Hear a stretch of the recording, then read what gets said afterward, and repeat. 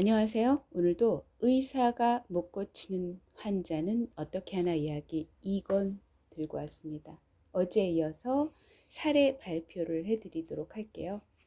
환자의 아버지로부터 환자가 전날 페니실린 주사를 맞고 가렵고 발진이 있어 부작용을 일으킨 것 같다라는 말을 들었으나 의사는 그것을 성홍열과 같은 증세로 알고서 그대로 환자에게 페니실린 주사와 스트랩토마이신 주사를 하였는데 그 환자가 가렵고 토하고 싶고 용변 보고 싶다고 하며 변소로 가다가 실신하여 병실로 안겨 들어와 의사의 응급조치를 받았으나 사망한 사례. 그리고 또 다른 사례입니다. 좌복벽 결핵 환자에게 3개월간에 걸쳐 합계 29개의 스트랩토마이신 주사를 하여 그 부작용으로 청력 장애가 발생한 사례. 인슐린은 최소량으로도 독성을 나타내기 쉬워서 그 사용에는 전문 지식과 경험 있는 의사에 의하지 아니하면 위험한 바. 환자가 인슐린 10단위, 20단위 주사 시에 상당 시간 혼수 상태에 빠져 30단위 주사 시에는 극심하였음에도 담당 의사가 이에 대한 하등의 진단 내지 대책을 취하지 아니하고 만연히 전문 지식 없는 간호사로 하여금 혼수 상태에서 깨어나지 못한 환자에게 다시 40단위의 주사를 계속 시행케 하여 환자가 사망한 사례. 다음번 이야기입니다. 입원한 정신병 환자에게 200mg의 토라진이라고 해야 되나요? 아니면 페라진이라고 할까요? 아니면 소라진이라고 해야 될까요? 아니면 소로자인이라고 해야 할까요? 스펠링은 THORAZINE입니다.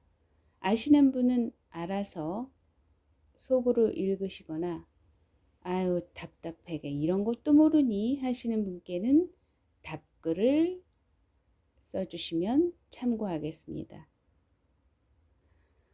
아무튼 이것을 주사하고 아무런 관찰이나 감시도 없이 방치하여 두어 1시간 반 후에 시체로 발견된 사례.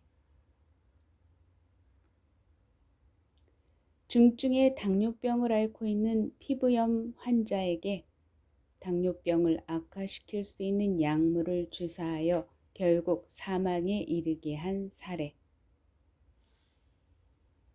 약제를 확인하지 아니하고 다른 약품을 주사하여 환자를 사망케 한 사례.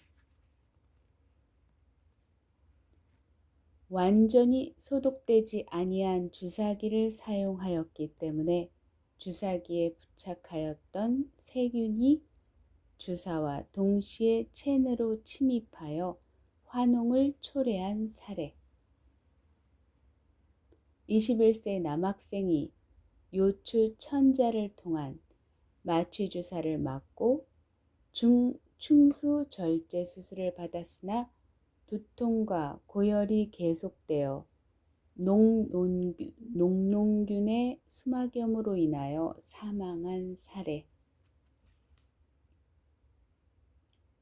갑작스러운 복통으로 인하여 병원에 가서 당직 의사로부터 급성 위염 진단을 받고 의사의 처방에 따라 간호사로부터 진통제와 위염치료제를 둔부에 근육 주사 맞고 귀가하여 취침하였는데 자고 난 후 양쪽 하지에 감각은 있으나 운동이 불가능한 증상이 나타났고 그 후 여러 가지 치료를 하였으나 호전되지 않고 제4흉추 이하의 일부 감각 소실 및 하반신 부전마비 증세로 독립보행이 불가능해진 사례.